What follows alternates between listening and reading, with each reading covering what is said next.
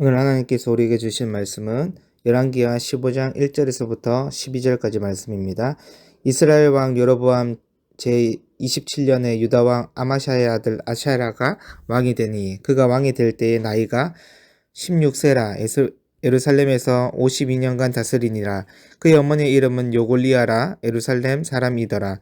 아샤라가 그의 아버지 아마샤의 모든 행위대로 여호와 보시기 정직히 행하였으나 오직 산당은 제거하지 아니하였으므로 백성이 여전히 그 산당에서 제사를 드리며 분향하였고 여호와께서 왕을 치셨으므로 그가 죽는 날까지 나병 환자가 되어 별궁에 거하고 왕자 요담이 왕궁을 다스리며 그 땅의 백성을 치리하였더라. 아샤라의 남은 사적과 행한 모든 일은 유다왕 역대지락에 기록되지 아니하였느냐. 아사랴가 그의 조상들과 함께 자매 다윗성에 그의 조상들과 함께 장사되고 그의 아들 요담이 대신하여 왕이 되니라.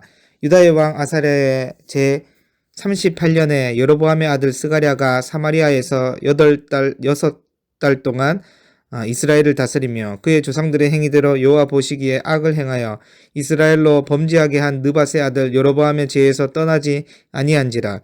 야베스의 아들 살룸이 그를 반역하여 백성 앞에서 쳐 죽이고 대신하여 왕이 되니라. 스가랴의 남은 사적은 이스라엘 왕 역대지락에 기록되니라.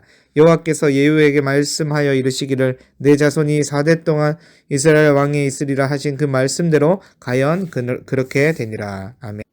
여러분, 하나님의 심판을 받은 지도자들의 특징을 보면 크게 두 가지로 나오는데요. 첫째는 교만한 모습이고 둘째는 우상을 숭배하는 모습입니다. 하나님은 그러한 자들에게 반드시 심판하십니다. 오늘 본문에 나오는 남유다의 아샤랴 왕에게는 교만한 자의 모습이 나오고 북이스라엘 스가랴 왕에게는 우상 숭배의 제된 모습이 나옵니다. 그러기에 아샤랴와 스가랴에게는 여지없이 하나님의 심판이 주어지게 됩니다. 그런데 본문을 통해 또 한 가지 알 수 있는 사실은 하나님께서는 약속하신 것들을 지키시며 길이 참으시는 은혜가 풍성하신 분이라는 사실인데요. 오늘 주시는 말씀을 통해 함께 교훈을 나누고자 합니다. 여러분 1절에 보니까 유다 왕 아마샤가 죽고 아샤랴가 왕이 됨을 말씀해 주고 있습니다. 여러분 아샤랴가 왕이 될 때의 나이가 16세였고 무려 남유다를 52년간 다스렸습니다. 물론 이는 아샤랴가 나병에 걸려서 제대로 통치하지 못하여 그의 아들 요람이 통치한 공동 통치 기간이 포함되어진 기간입니다. 그래도 아샤랴의 52년의 통치는 사울 왕이나 다윗 왕의 통치 기간보다 길게 유다를 다스린 것입니다. 3절에 보니까 아샤랴에 대한 평가가 나오는데요. 아샤랴가 그의 아버지 아마샤의 모든 행위대로 여호와 보시기에 정직히 행하였으나 아멘. 여러분 3절 말씀은 아샤랴 통치에 대한 하나님의 긍정적인 평가로 보입니다. 그러나 이어서 부정적인 평가가 나올 것을 예상할 수 있는 표현이 있습니다. 정직히 행하였다라는 마침표가 나오는 것이 아니라 정직히 행하였으나 라는 표현을 통해 이어서 부정적인 평가가 나올 것을 보여주고 있습니다. 그 부정적인 평가가 4절 말씀인데요. 오직 산당은 제거하지 아니하였으므로 백성이 여전히 그 산당에서 제사를 드리며 분향하였고 아멘. 여러분 솔로몬 성전이 완공되어진 이후로는 이제 더 이상 산당에서 제사를 드릴 이유가 없어졌습니다. 중앙성서 중심의 신앙은 하나님의 명령이었던 것이죠. 그런데 산당에서 제사를 드린다는 것은 무엇을 의미할까요?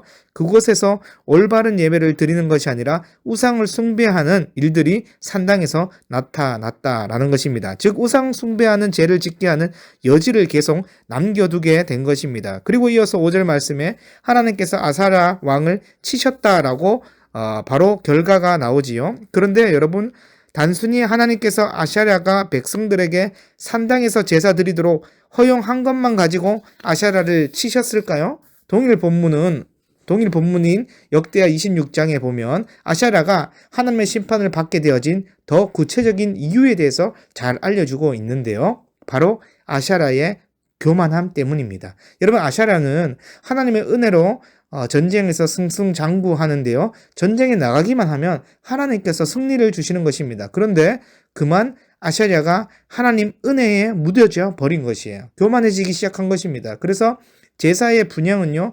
제사장의 권한이었는데 그 권한을 어기고 자신이 성전에서 하나님께 분향을 드린 거예요. 그러자 하나님께서 아샤라를 치심으로 나병에 걸리게 된 것입니다. 결국 아샤라 통치 말기의 모습은 그가 나병 환자가 되어서 죽는 그날까지 별궁에 거하며 지냈다는 것입니다. 여러분, 결국 아샤랴 왕은 10여 년 동안 나병으로 고통받다가 쓸쓸한 죽음을 맞이하게 된 것입니다. 여러분, 이처럼 교만함은요, 정말 무서운 죄입니다. 하나님은 왜 교만한 자들을 그냥 두시지 않으실까요? 그것은 하나님이 하셨다라는 고백은 사라지고 자신이 했다라는 고백을 함으로 하나님의 은혜를 망각하는 것이기 때문입니다. 항상 우리는 하나님 은혜에 감사하며 나를 주장하지 않고 하나님을 주장함으로 교만에서 멀어져야 할 것입니다. 여러분, 이어서 이제 8절부터는 북이스라엘 왕 스가랴를 보여주고 있는데요. 여러분, 스가랴 왕은 예후 왕조의 마지막 왕입니다. 그런데 그의 통치 기간을 보니까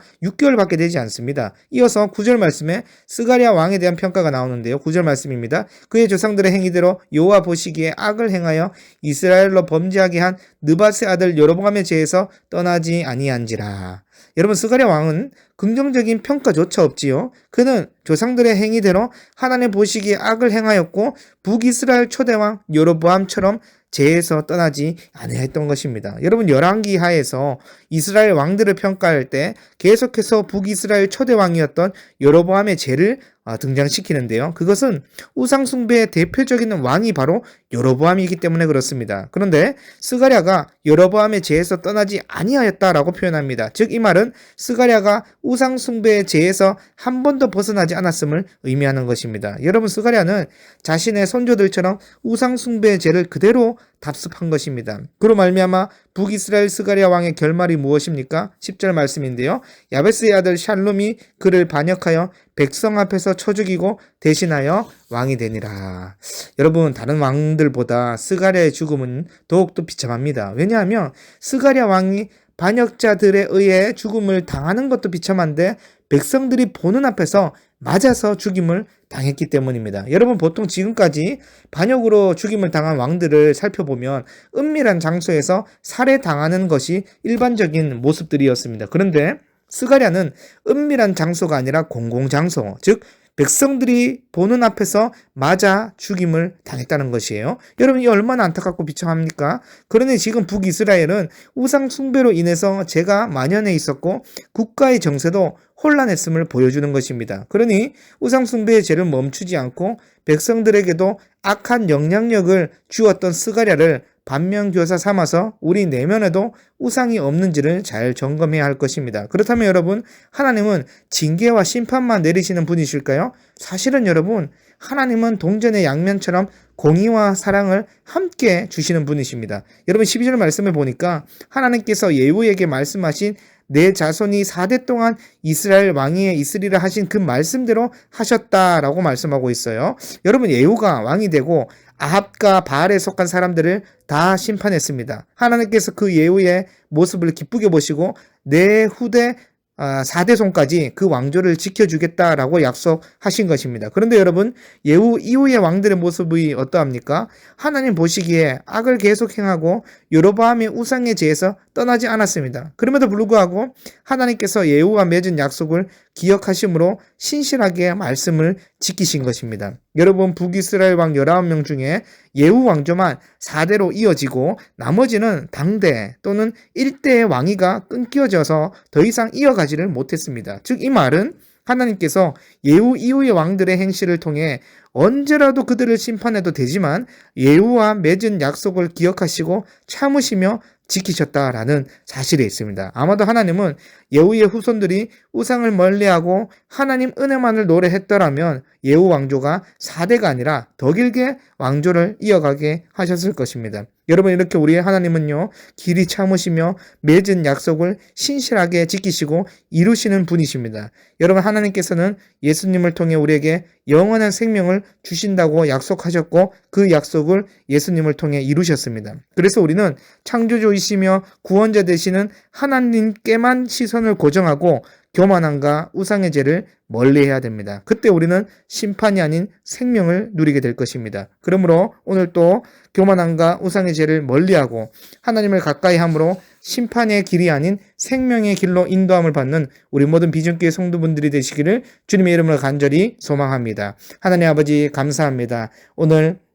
교만했던 아샤라 왕과 우상의 죄를 범했던 스가랴 왕의 비참한 결말을 통해서 교만함과 우상 숭배의 죄가 얼마나 큰지를 보게 됩니다. 늘 하나님 가까이 하고 하나님의 은혜를 기억함으로 인해서 심판의 길이 아닌 생명의 길로 인도함을 받는 축복된 자녀들 될 수 있도록 붙잡아 주시옵소서. 감사드리며 우리 주 예수 그리스도 이름으로 기도드립니다. 아멘.